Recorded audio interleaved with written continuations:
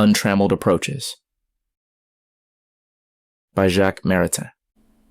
Chapter 1, beginning with a Reverie. Eschatological Ideas.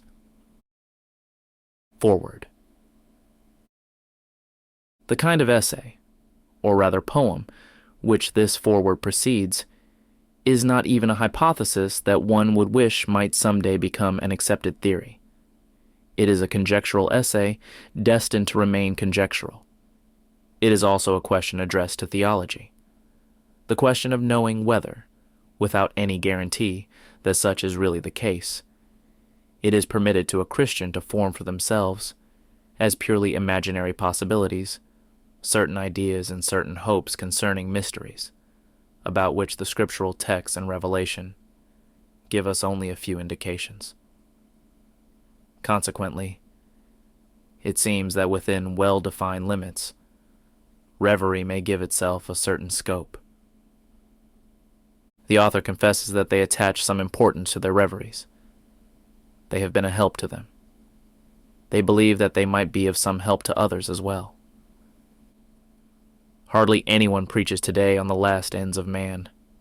The most likely reason is that, in order to provide a setting for the eternal diamonds of faith, we continue to use imagery and conceptualization, which have changed very little from the time of the cathedrals and of Dante, and which should have been renewed and carefully worked out in our own times.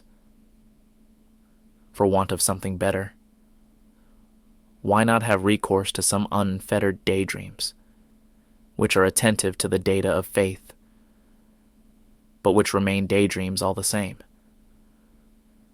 Because reflections carried out in this way have nothing to do with theologically demonstrable or theologically probable conclusions, but rather with a kind of free play of the mind, within the solid walls of those certitudes established by faith. It seems quite natural that a share of initiative be left to these daydreams, as well as to the imagination, and to simple Christian common sense. Because we know how dangerous it is for a philosopher to trespass on the terrain of theology, we have taken care not to do so. Our purpose is not at all theological, nor is it philosophical. It is one of simple common sense when it is Christian, and when, after taking account of what the theologians teach, it feels its way along the paths opened up by daydreams, in a zone which the lights of revelation leave in the dark, except on the outer edges.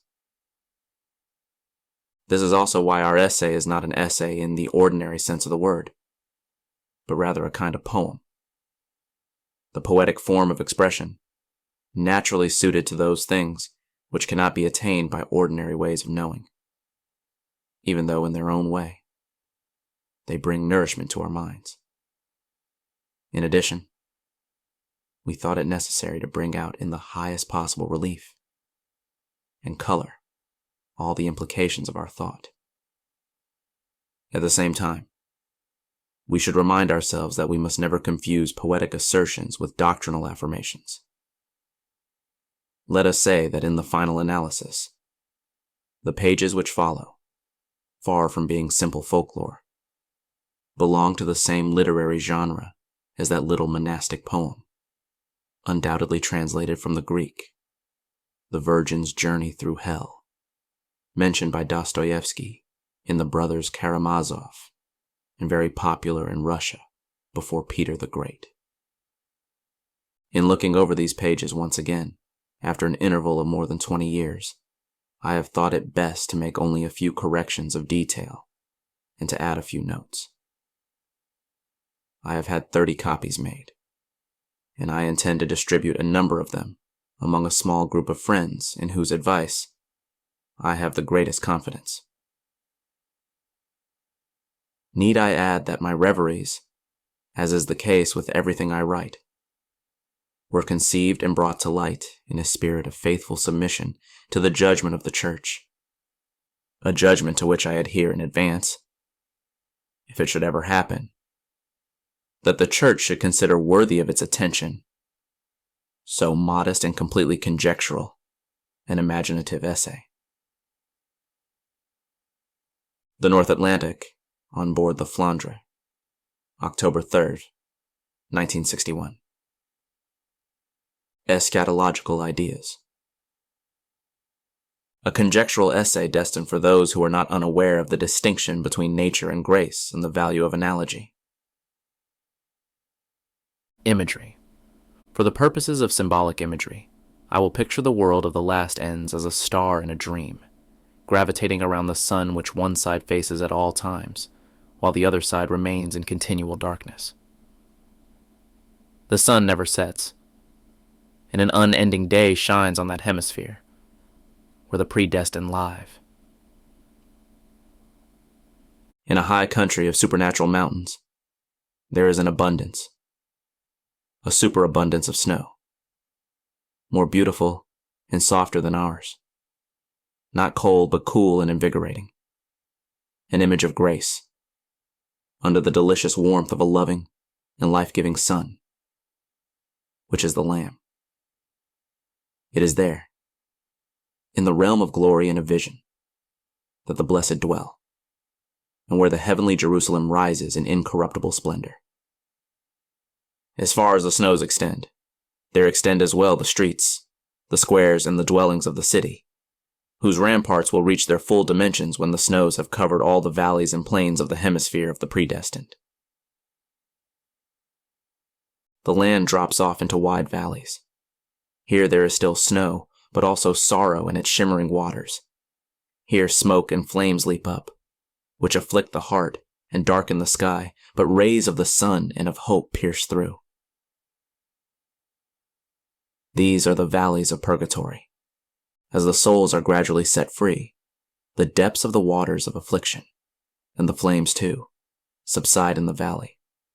On the day of resurrection, the entire land will be covered with the sacred snows of the mountains. Purgatory will be no more, but everywhere there will be a holy light. And these valleys and mountains too will become the valleys and mountains of the paradise of glory, of sacred beatitude. At the farthest shores where the valleys end, the hemisphere of night begins, that night without end. Steep, unscalable banks beyond which is found, not the sea, but chaos, magnum chaos formatum est. Great chaos is established. A desert of despair and desolation, where no order reigns but only eternal horror. Tempest-driven waves of mud and slime in their violent current wash down the rocks of hell. Mutinous matter, gold, oil, iron, and coal, and all the ores of our pride and greed, transfigured in their fury, are locked in hideous combat. Fire rages everywhere. It burns in a ferocious night where not a single star, not the slightest glimmer of light runs across the sky. This is the empire of disordered nature, set loose against guilty souls. In this immense magma, the damned move about.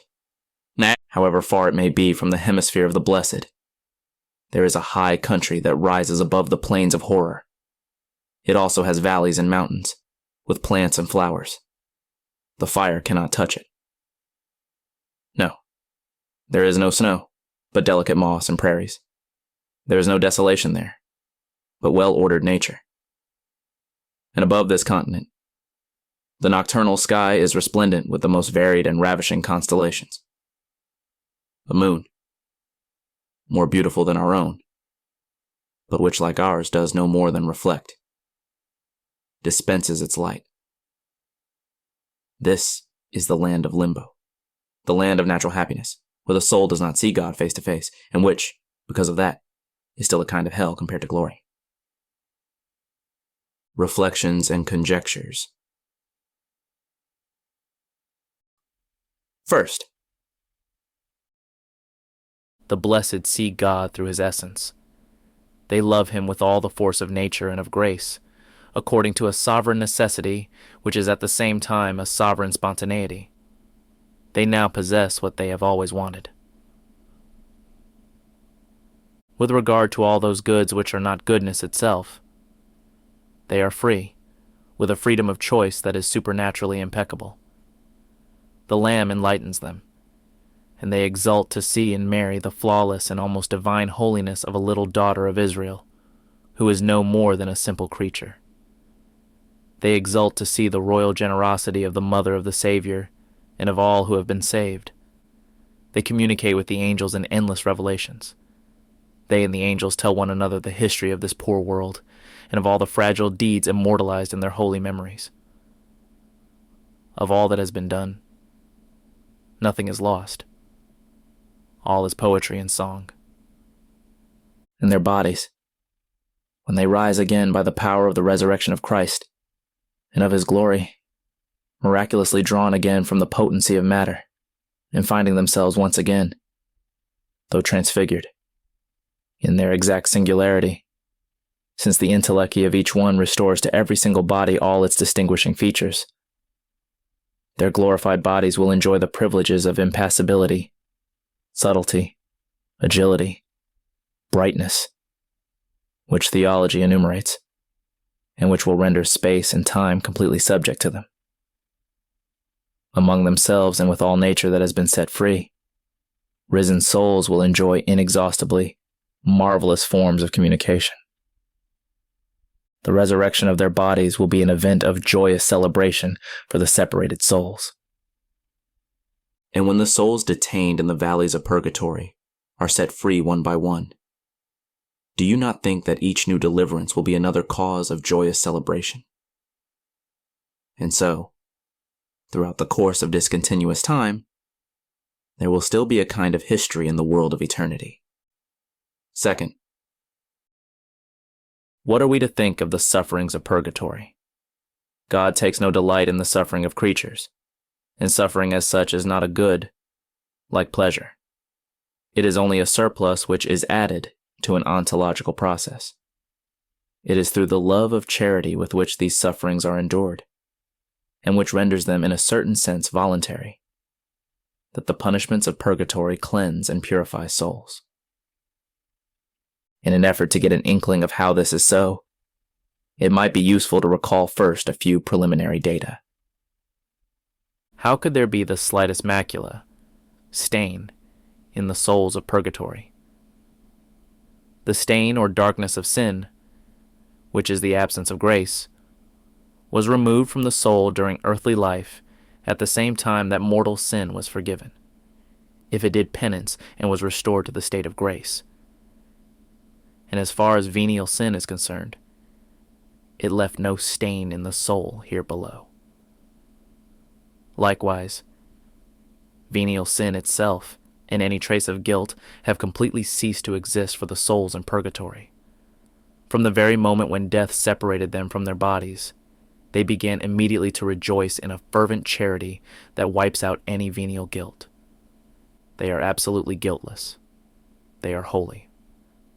But if guilt has disappeared, punishment, the privation of the vision of God, still remains due for the duration of this exile, because after this present life there is no longer any possibility of merit, and because those disorders of which the soul was guilty on earth require, for their reparation, the severities of the order of justice. This is what is called reatus poene, or the debt of punishment. This debt, contracted by some fault, relates to the demands for compensation, or for a kind of reverse shock, by virtue of which the order of things, when it is disturbed somewhere, recoils in repercussive punishment on the author of the fault according to the laws of the good, which automatically do evil, and turn toward deterioration when an act has been posited in violation of these laws and of the limits of that act. And in the end, on whom should this deterioration fall, if not on the agent of the fault, when through their liberty, as the intelligent and voluntary cause they have, by their own initiative, taken upon themselves the complete responsibility for that fault? In this way, the truth of God as head of the universe of liberty, that is to say of his justice, is made manifest to all. This manifestation, required by the harmony of things themselves, of the divine perfection of justice and of the truth in all things, wounded as they are, compensates exactly for the privation of love and of good diffused in the creature, for which the fault is responsible. For this universal harmony, creative wisdom has established from all eternity a quantum of love and of created lovableness. Both God and created things are deprived of this by the fault. Punishment, not as suffering, but as a manifestation of that sacred truth which measures all things by their exact weight, is the compensation for this privation. Payment will have to be made down to the last penny, if in the blood of Christ, love has not already remitted the debt. So what has to be paid in purgatory is the price which compensates for the privation introduced into the universal harmony by a disordered change of direction toward perishable goods. In other words, the debt which still remains for a more or less extended time as the effect of venial sin committed here on earth. While eternal punishment is due to turning away from being itself, temporal punishment is due to the disordered turning toward beings. Now separated souls can no longer merit. But the punishment they suffer is accepted with love. This love of charity, which no longer merits and can no longer grow, produces goodness in the soul that suffers and wants to suffer. This goodness can raise the level of harmony in creation in its intrinsic quantum of goodness, compensating for the privations caused by the evil of free creatures. In purgatory, there is not only compensation for evil by justice in the manifestation of holy truth, but this manifestation and compensation repair things themselves. They compensate for evil, the venial sin formerly committed, by the intrinsic goodness accumulated in them by their acceptance of punishment. Henceforth, without merit, and without the overabundance and overcompensation due to the payments of Christ and the saints, if not through the prayers of the church militant, the goodness of the punishment borne in love repairs little by little the damage done to the created order. This occurs through a process of quantitative accumulation of justice that has been loved, accepted, assimilated, and cherished in love. In the end, when mercy and justice have completed their work, all debt of punishment has been paid. The spotless soul, washed clean from the moment it was separated from its body, and entered into purgatory by the holy violence of an act of God's wildly ardent love, is now set free and passes through the eternal gates. There is a purgatorial fire. It is not the same as the fire of hell. As a holy spiritual fire, it causes us to feel the depth of the ugliness and stupidity of the failings committed on earth, which now hold up our entry into beatitude. It makes our regret more intense as it causes our hope and love to burn brighter. Such a fire is the instrument of God's merciful justice and His divine love, reaching the soul at the very center of love. This is why the rays of the sun and of hope break through. It acts as a sign or sacrament, making clear to the soul the stupidity of the faults, however venial, which soiled it on earth. It also reveals the nobility and beauty to which it was called, and of which it deprived itself, as well as the grandeur of God's designs for it. This causes suffering and sadness that reach the roots of its being, but leave it with hope and the certitude of being saved, coming from pure love. The soul asks to suffer, and thirsts for purification out of love for justice and love itself. It is not in this place by constraint. It has thrown itself into the valleys of the cleansing fire. It has what it wants now while waiting to have what it has always wanted. Third, in the midst of the hemisphere of night, in the continent of limbo crowned with stars, there is also a history and events of far-reaching consequence. It is there that the soul of Christ came one day, swift and victorious, when it descended into hell. It went only to limbo, but the rest of hell knew of the event and bent its knee. The soul of Jesus could not enter into the world where there is no redemption.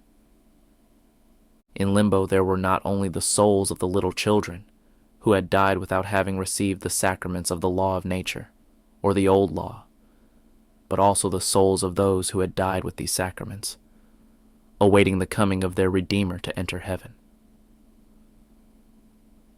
There was an immense multitude of souls who had died in the state of grace, awaiting the coming of their Redeemer to enter heaven.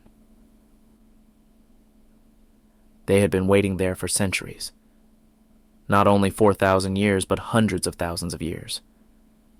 The beliefs of antiquity had scarcely deceived these holy souls concerning their ultimate fate. They became bored with the pale asphodels and the imperfect natural felicity of separated souls, longing to see God.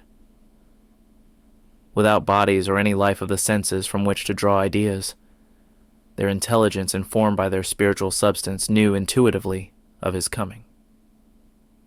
But their intelligence did not have a force intensive enough to achieve anything but a too general, imprecise, and hazy knowledge of the world and of God.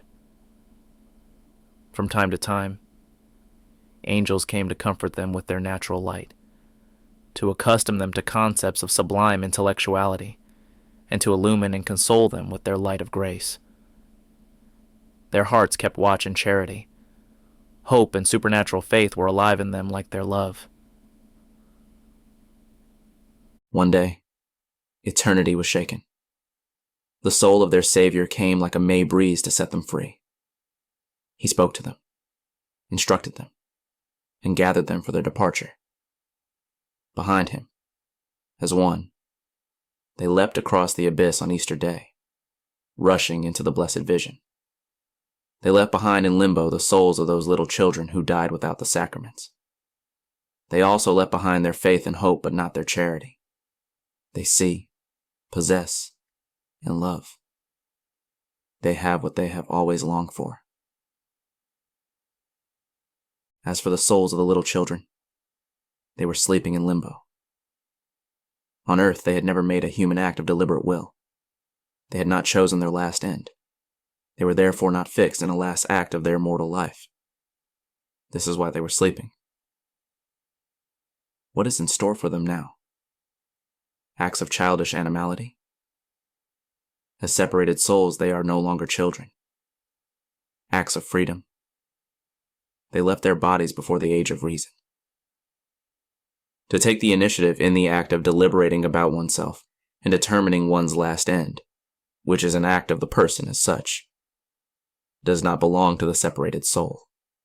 Without this act, the source of all others, no other free act can come into existence.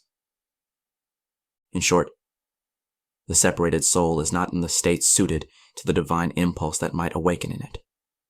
According to the order of nature, the first act of intelligence and the first act of will. For that, it will have to wait for the resurrection of the body.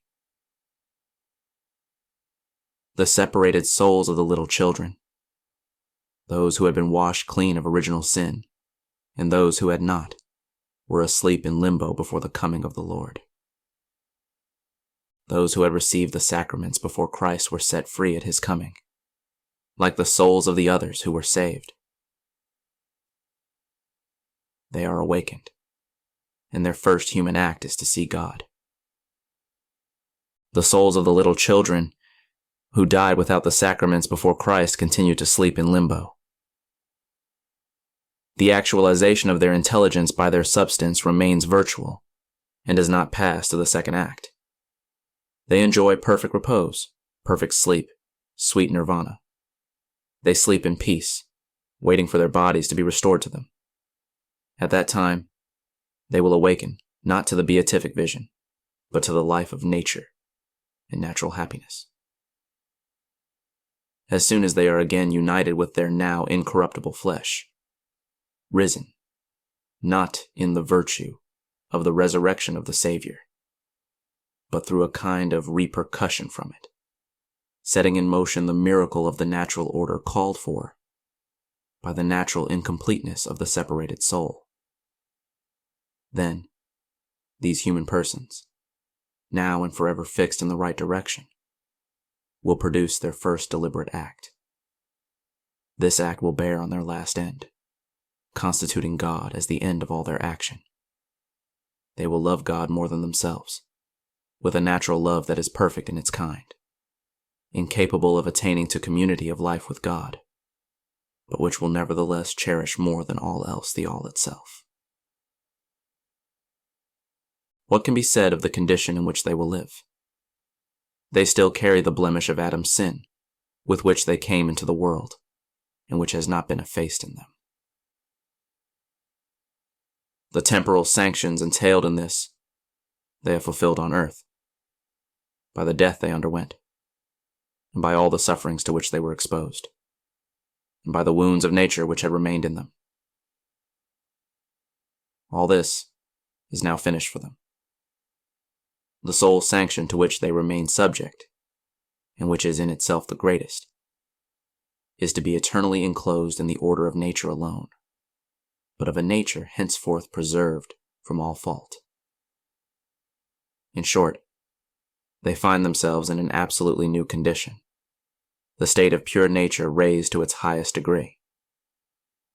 For these creatures, there will be realized what is very improperly called philosophic or natural beatitude, that beatitude which Leibniz called a path through pleasures, but which is not beatitude, for this word designates absolute, therefore supernatural, happiness.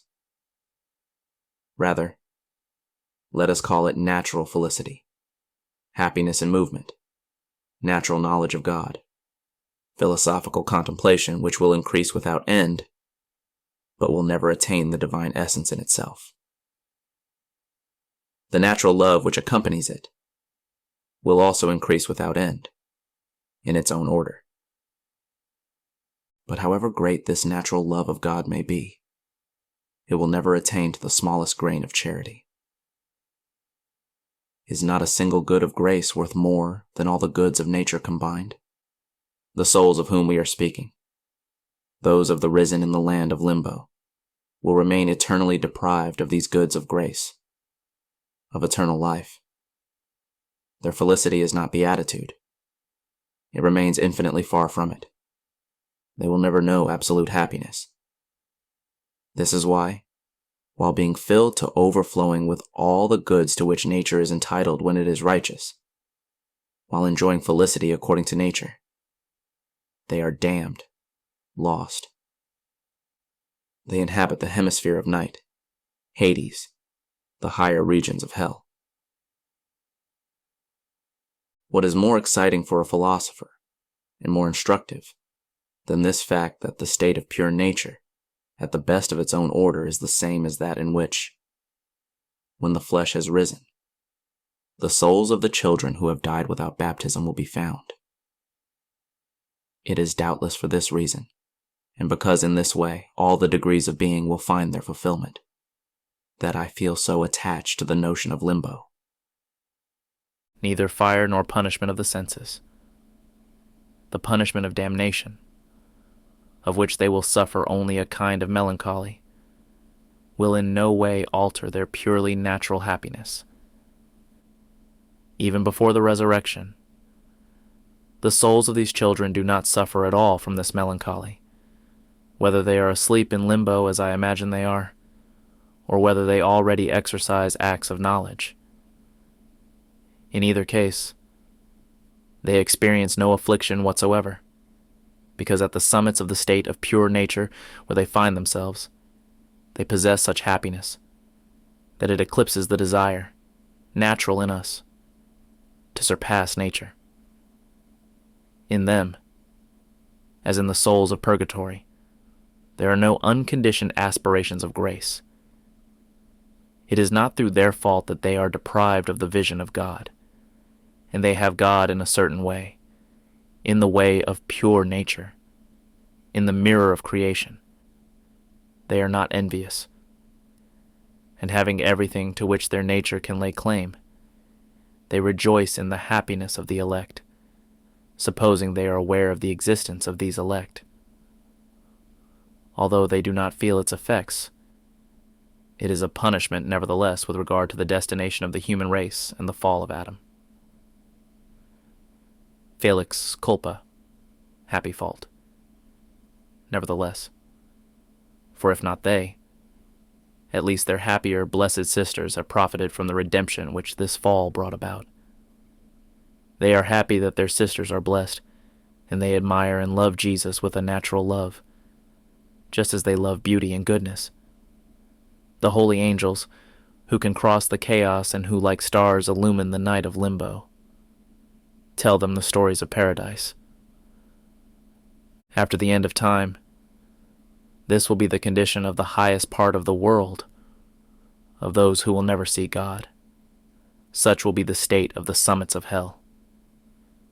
In other words, the summits of the state of pure nature, raised to its highest degree. O little children who have died without baptism, rejected though you have never done evil, you are not an accident in the divine economy, a peculiar case from which the theologians, pressed on all sides, extricate themselves as they can, in insignificant parenthesis. Your role is great, and your destiny well determined and very significant. You are the first fruits of natural felicity, of nature divinely restored. Fourth, of the other inhabitants of Hades, of the damned, we know that they are fixed in the final act, by which at the moment when their soul separated itself from their body, they did not want God. Not only can they not change, but they do not wish to either. They will never want to change. Since they desire happiness like every creature, this place of misery is intolerable, they would like to leave it. But they prefer to suffer everything rather than renounce themselves as their final end. Their pride suffers in this way, with a kind of enthusiasm, and in this sense, they do not want to leave hell. They want to change constantly in hell, from evil desire to evil desire. They choose not to leave hell or to change their evil desire into a good desire. They are gorged with regrets, with remorse. They do not aspire to heaven. With constancy, they prefer hell. Their choice is made. They have put their beatitude in their pride. They do not ask God to leave hell. They will never ask this. They wish to remain in hell. They do not wish to see God, although formerly, on earth, many of them may have had grace and the aspirations of grace. But they hate God and the beatitude of the saints. They make fun of it, and they envy the saints. They hate them for having a good, which they do not have and which they hate. The punishment of damnation, the privation of seeing God tortures them, not because they aspire to the vision without being able to attain it, but because they know that this vision is the supreme good, which they envy because it deifies, which they detest because it is holy, and which they do not want at any price. It grieves them to have missed it through their own fault, yet they never cease to refuse it in their hatred. And so they are in a consubstantial contradiction, a heart-rending conflict. They love God, the source of being, and they hate God, the author of glory. In spite of themselves, they love God whom they detest with all their heart.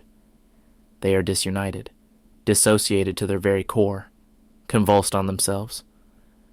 It is the same with the demons. And in the same way, although all the gifts and the dignity of their spiritual nature remain intact in them, a languor, a nauseating asthenia, wounds their terrible strength from within. Their blasphemies, their cries of anger, which they emit endlessly, are an expression of this internal conflict. Their despair is not that they are no longer able to hope. It is that they never want to hope. They hate hope. They know very well that there is no remedy. They know all that refusing God entails. They prefer this, because what they love above all else is to be great by themselves. They have what they wanted before. They have what they want now. They stand against God forever. For all eternity, they refuse him. For all eternity, their created liberty chooses evil. First cause of nothingness, the God from below. As to damnation, the punishment of the damned is their fault itself, closed back upon themselves. The justice of God is his patience, unimaginable patience. He allows creatures made in his image to refuse him as last end, scorn him, treat him as a piece of dirt, and for all eternity. They are deprived of their end, a just punishment, and the principal punishment of hell. But an irremediable fault, because they themselves absolutely refuse this end. In mortal fault, there is not only an aversion from God, but at the same time the conversion toward a created good taken as final end. The creature remains attached to all these perverse ends which it has chosen as its God. And all the deformations of its being and of its action consequent to these false standards, and the sufferings they entail, are a natural effect inevitably produced by the choices which it has made. Here again it has what it wanted, and the divine patience does not intervene in the irony of things. Here again, the punishment of hell, according as it implies the pain of sense, is not a just punishment arbitrarily established, but a just punishment naturally determined, naturally engendered by the fault. This pain of sense is not only the internal punishment of which I have just spoken. There is also the fire of hell, of which it is actually one of the effects. Attracted at once by sin, and the blemish of sin, and by the call for an exact compensation which emanates from the fault of the free creature. This fault itself, and the whole string of evils which it drags in its train, deprives the order of creatures among themselves, and with God, of a certain quantum of good and of love. But here it is not as it is in purgatory, which has its own fire, entirely different from that of hell. Here the punishment is not received in love. It cannot accumulate in good and in love, qualifying the harmony of creation and raising the level of the created. It is not endured through love. It is wasted for the creature. All the good that it would have brought to this lost world is itself lost at each instant. The manifestation of eternal truth, or of eternal justice, is the only compensation for the fault here, without any reparation in the universe of the creature itself being joined to it. The fire of hell does not afflict the soul only because it is riveted to it through constraint. It acts also, and principally, as an instrument by which divine justice communicates to the created intelligence, truth which is the nourishment of spiritual beings, and which in this case, tortures it. This truth portrays to it the stupidity and the ugliness and the horror of what it has committed, and the happiness and the beauty which it has mistaken and defiled. And neither sin nor the stain of sin is wiped out, nor is the goodness immanent in the created order increased by so much as the thickness of a hair. Everything is engulfed in hatred and negation. Because the soul remains turned against God and fixed in hatred, the fire is of no use to it, and burns it eternally. To have made a child weep, out of real malice, that is to say, as a turning away from God, the tears of this little one will not last forever. But the punishment will last forever because the guilty soul, which would very much like it to end in order to suffer less, does not wish that it stop in reality, because it refuses to accept it at any moment, and will never permit that this suffering repair anything whatsoever in being. In this way, the damned soul itself attests that its fault of a moment, by its very nature, struck at what is eternal in man. After the resurrection of the body, the damned will suffer in their bodies as well. Fire, as the vengeance of the wounded cosmos, according to the laws of an absolutely unimaginable physics, will attain the flesh that is again one in substance with the soul. a soul fixed in its love of self above all else. Chosen as an instrument by the first cause, it inflicts pain on pure spirits and on souls. In its own order, it afflicts bodies, even those that are incorruptible, and it burns without end, for where there is no charity, the universe wounded by sin and revolting against a disorder that charity alone could have repaired, can never be appeased. Are we to believe that the damned remain there in immobility, with nothing else to do but endure their sufferings like turnips in a stew pot? I think not. The state of the damned is a state of life, in a second death, a state of existence, and therefore a state of activity. And these are famous men and famous angels, to whom a certain grandeur must not be refused, however false that grandeur may be, for it is precisely grandeur as such that they have preferred to love. And as I have said before, it is first and foremost his patience that God shows in their regard. The damned are active. They work all the time. They have the religion of work. They build, they organize, and what they build crumbles because of their division and their hatred. But they continue to build and to work without ceasing. They engage incessantly in politics. Their life should not be imagined as very different from our own. Think of our big cities today, of their prisons, their factories, their drugs, their parliaments, their dictators, their destitution, their despair, their forced slavery, the corruption of their varied crimes. The damned will build cities in hell, towers and bridges. They will wage battles there. They will undertake to organize the abyss, to impose order on chaos. The more they lay out roads and install their marvelous technologies, so much the more will chaos prove cruel and hostile to them. But in evil itself, and in all their activity as damned souls, they still show those ontological gifts and energies of which as creatures they could not be deprived unless they cease to exist. And there it is. This will continue forever, and each will have his due. Not only his due, but exactly what he wanted. And eternal justice will shine bright in hell's dark night, and eternal love will shine bright in the light of the holy city. All truth is fulfilled. Tell the just man that all is well. Fifth,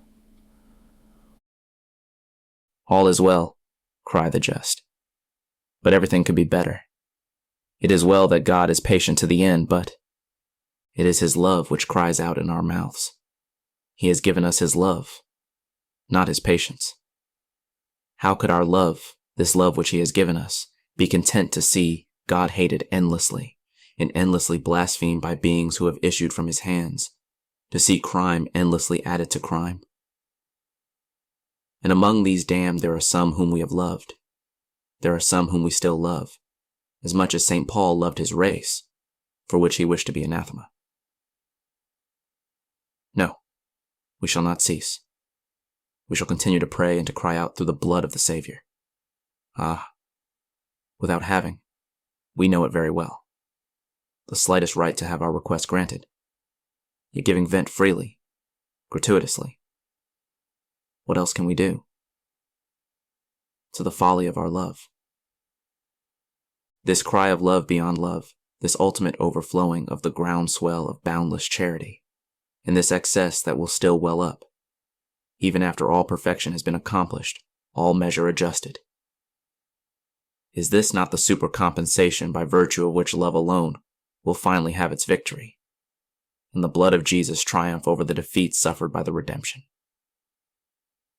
and so, according to the words of Ernest Hello, the saints will cry out their appeal from thy justice to thy glory.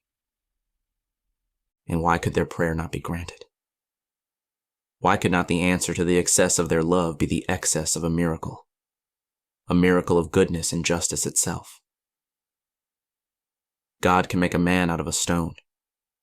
He can change bread into the body of Jesus Christ.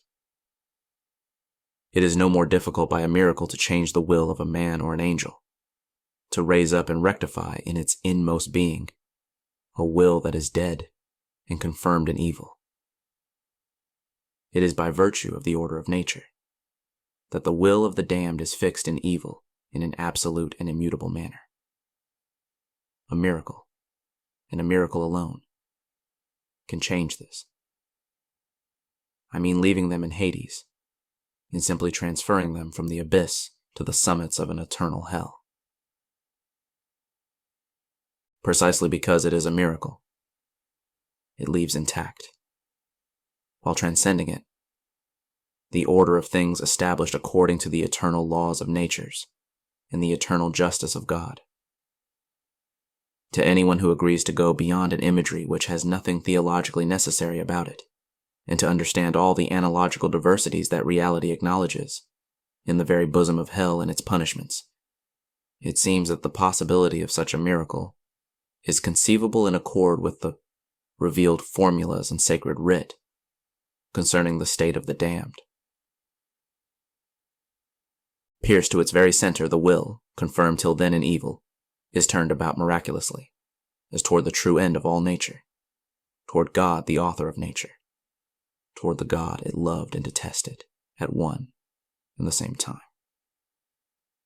Now it loves him above all else, with that same natural love which, at the time of the resurrection of the bodies, wells up naturally in the souls of the children who died without baptism, and which, in the case we are speaking of, the will now receives through a pure miracle.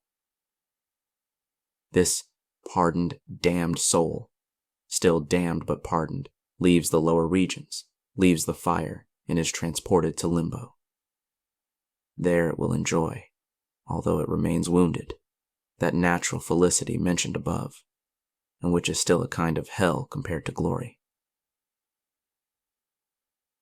Through pure mercy, it is introduced to that condition whose first fruits were brought to our attention by the souls of the little children who died without baptism, but under a different form in their case because they are innocent.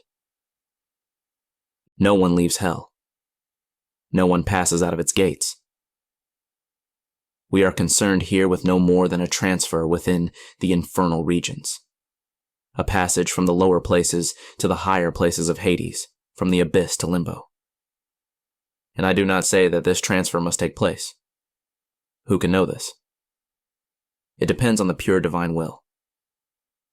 I ask simply, is it not possible that it take place? If God wills it, and who would dare to impose limits on him? And are we not permitted to hope for this? Supposing that the outcome be such, the principal punishment of hell remains in any case eternal. That pain of loss, which these adults, unlike the children, know they have incurred through their personal fault. And the fire of hell itself remains eternal. It continues to burn without end in all the infernal regions distinct from limbo. But those who were plunged into that fire have been drawn out, miraculously. And it remains ever true to say that in itself, the pain of sense is eternal, because it presupposes that the soul is established in evil, in conformity with the nature of the immutable options of pure spirits. But if by a miracle the soul is drawn from evil, it is also freed from the pain of sense, insofar as it is caused by the fire of hell. There is nothing left now to catch fire. Though in another sense, as we shall see further on, it can be said that in actual fact, the pain of sense as well continues forever. And it will remain always true that these pardoned souls are lost souls. They are not saved, not redeemed, and through their fault, lost for grace and for glory, for that end which is such that if God had not ordained them to it, he would have created neither the world nor these beings. Without grace, which is preeminently the light and the splendor of the soul, they remain nocturnal. Beautiful creatures of the night, but they are saved from the fire, drawn from the waterless abyss, from their own abyss. And this not through the proper effect of the blood of Christ which would have redeemed them, but through the cries of the saved and of those redeemed in the blood of Christ, and therefore through an indirect effect of the blood of Christ, bringing life not to them, but to the saved. That is, through a repercussion of the redemption passing beyond its proper effect. I will be your death, O death. I will be your sting, O hell. As for you, for the blood of your covenant with me, I will bring forth your captives from the waterless pit.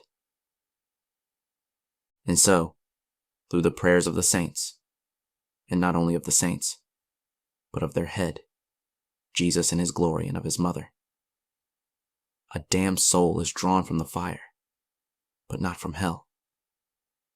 It is restored to the norm of nature, not of grace or of glory. Those who remain in the fire only rage and blaspheme and despair all the more at the departure of their companion, for they do not believe in divine mercy, which for them is nothing but hypocrisy. And they do not want to be made good by a miracle. Such an idea exasperates them. And now, let this miracle be renewed at intervals of time as great as one would wish. Since eternity exhausts all time, it will inevitably come about that at a certain moment, the lower regions of Hades will be completely emptied. If such is the case, Lucifer doubtless will be the last one changed. For a time he will be alone in the abyss, and will think himself the only one condemned to endless torments, and his pride will know no bounds. But for him also there will be prayers. There will be cries. And in the end he too will be restored to good, in the order of pure nature, brought back in spite of himself to the natural love of God, born miraculously into that limbo whose night glitters with stars. There he will once more assume his office of prince, still damned in regard to glory, loved once again in regard to nature. He remains fallen forever, forever humiliated, for he had been created in the state of grace, and is now reduced solely to the goodness of his nature. He contemplates the infinite abyss which separates these two states. He bears for all eternity the scars of his wounds, for he remembers what he has lost and what he now loves. Humiliated for all time, he is humble now. There will be milky ways of regret and of sadness in the natural felicity of the pardoned. True beatitude, beside which everything else is as nothing. They must never look to have. They will never see the divine essence. And this is an eternal privation. A painfully felt privation because, unlike the children who died without baptism, they were called personally to the glory in which the three divine persons give themselves to the blessed and make of them gods by participation. And because they refuse this glory, they know that they were made for this joy, and that they missed it through their own fault. They missed the end for which love destined them. To have been miraculously restored, and put in possession of the simple end of their nature, gives them a truer feeling, though without torment or revolt, of what they have lost. And for similar reasons it can be said that, spiritually, the pain of sense also continues for them, in an analogical sense, but all the more real because even though they suffered by means of fire, it was above all spiritually that their soul suffered. The evil which they remember having done will no longer gnaw at them through fire, but will continue to afflict them by the thought that they have not made up for that evil, and that they have cut themselves off by their own accord from the order of the goods of grace, from the perfect accomplishment of the designs of the Father. Never will they live by the life of the Lamb. Never will they know the delicious taste of the Holy Spirit. Never will they be filled with charity. And all this through their own fault. Nevertheless, to this very sorrow which crowns, without diminishing it, their happiness at seeing the order of nature fully accomplished in them, they give their full consent. They know it is just. It dignifies them, and they thank God for it.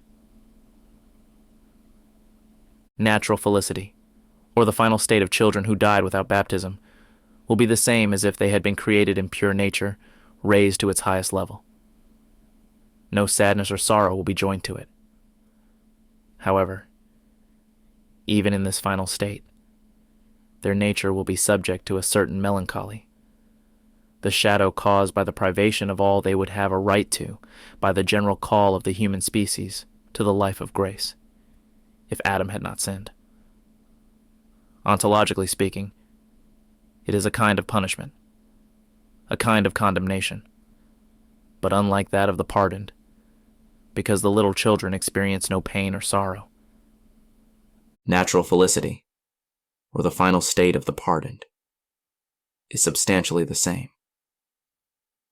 Pure nature brought to its highest level will receive forever all kinds of joys to which the desires of the intelligent and free creature tend directly, according to the order of nature.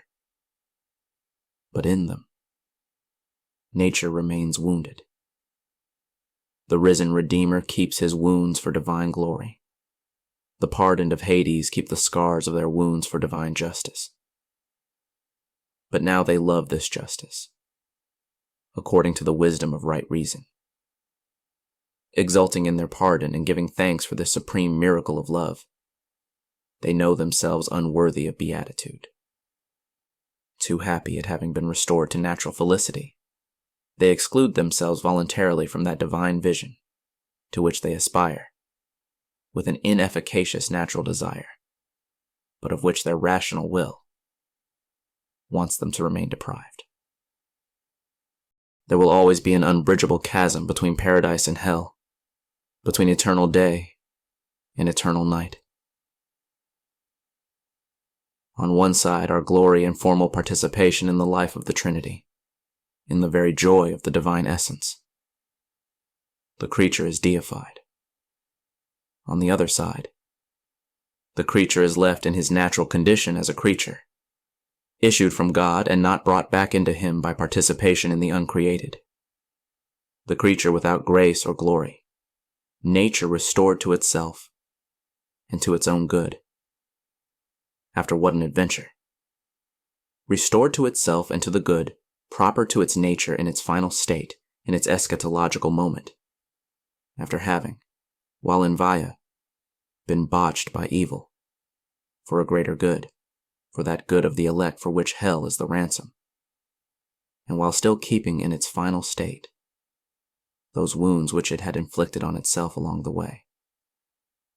And it is still lost, if it is true that God would not have made nature if he had not ordained it to grace.